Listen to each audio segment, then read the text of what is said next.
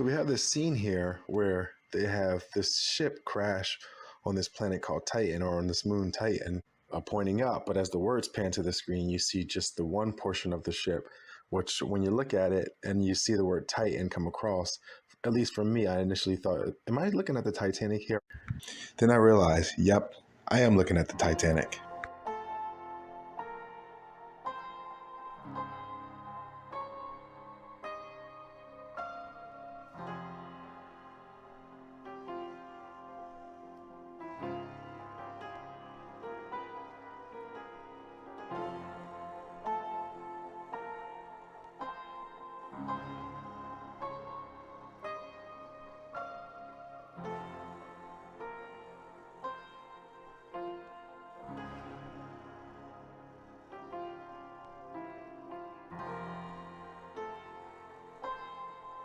The similarities between both films is that there's a encode of a stone in the Infinity Saga. It's about collecting stones, which are a play on the moon, of course.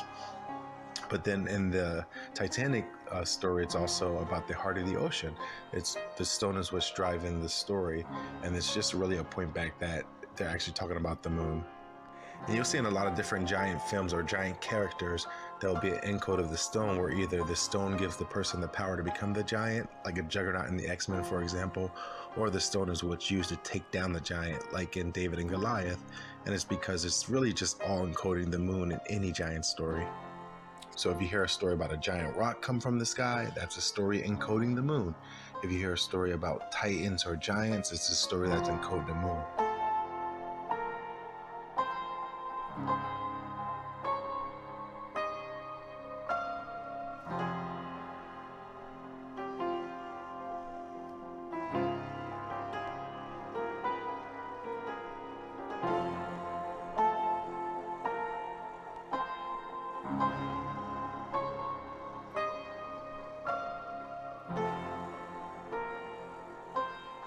In these stories, you will see that giants are either playing with pebbles, rocks, playing in the dirt, made up of dirt, or even throwing boulders.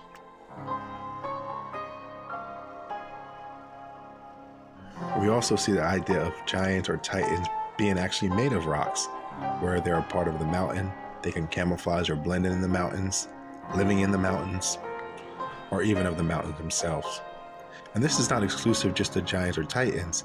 Characters who are playing the moon will often be shown or associated with the stone in some stories. Rock, we also see the diamond or the emerald or the special magical rock that's also associated with these giants or titans in these stories. In the Avengers series, we have the idea of the Infinity Stones, and the Infinity Stones is a play on the infinite cycles of the moon and or aspects of the moon. This is why when you get to the Soul Stone or the Sun Stone, a sacrifice is needed, because the moon has to go away in order for the sun to come up. And we see the Philosopher's Stone idea in a lot of Titan stories, whereas the stone empowers the Titan, or the stone is used to take down the Titan. And the stone could also be encoded in a lot of unique ways, like the character's name, an egg, a rock that might not necessarily look like a stone, a pebble, a diamond, a giant boulder. Nonetheless, you will always find a rock. And this is because some people perceive the moon as a rock. So when encoding a character who's playing the moon, there's always going to be a heavy association with rocks. This same idea also applies to why we see different types of giants, from clay to sand, from dust to ice, from invisible giants, from ghost-like giants. This is because these are all attributes or the way people perceive the moon. Some people perceive the moon as a hard rock. Some people perceive the moon as something that's intangible. Some people perceive the moon as something that is cold or associated with ice. So these ideas are also seen in the different type of giants that you will see.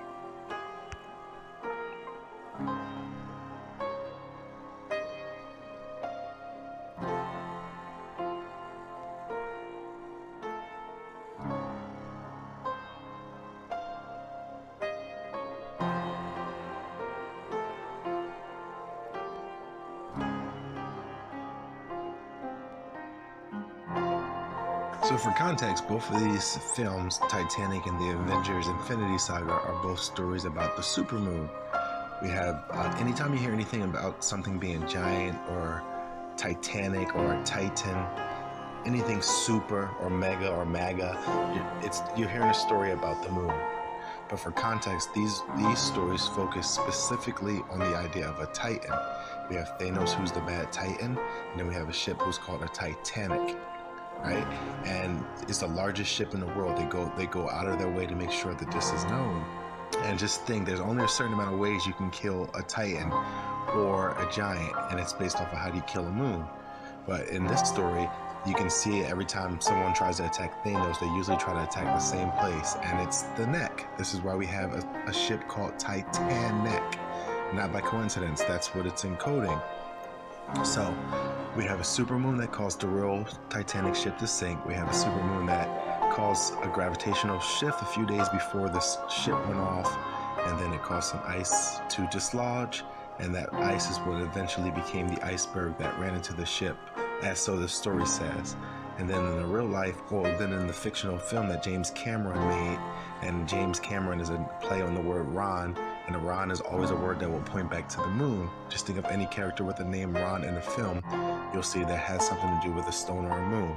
And just to use that idea in the Marvel films, we have Ultron, giant rock in the sky, Ronan, he had to collect the rock for Thanos, and then you have Hawkeye, who was Hawkeye prior to the snap, and he became a moon-based character after the snap, and his name became Ronan, and he also is a character who encoded this story.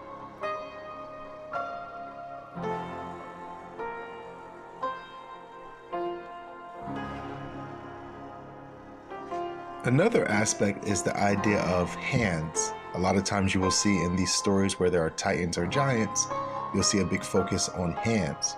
And that is because hands are associated, especially when it's an opposing Leo the lion or a moon character, you'll see hands because hands are the way we associate the clock, or the moon and the sun on the clock.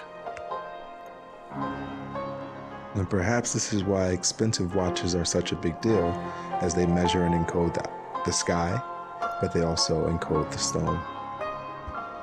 And we see this idea of an arm and a rock in the form of the arm and a chip. And the word chip is a point back to chi, which is a point to moon or moon piece.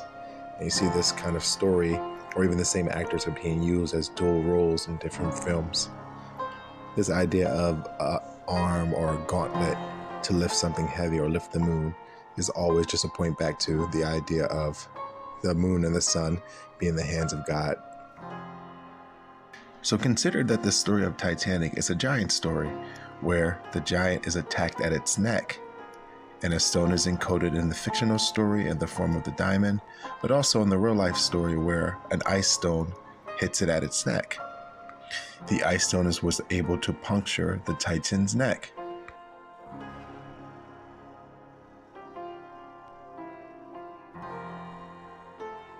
So going forward, whenever you see a giant story, you should be looking for something that encodes the rock or a stone. Or if you even see a character who's playing a rock or a stone, you should also be looking for them to be related or in relation somehow to a giant. For more on stories like this, or the connection between Titanic and the Avengers, specifically Thanos, pay attention to some of my other videos out, including the idea of the Trinity, the idea of the Titan's neck, and the idea of titanium, the number 22. You can also follow me on YouTube, as some of my videos are shadow banned on YouTube and on TikTok. It's a good idea to follow on both.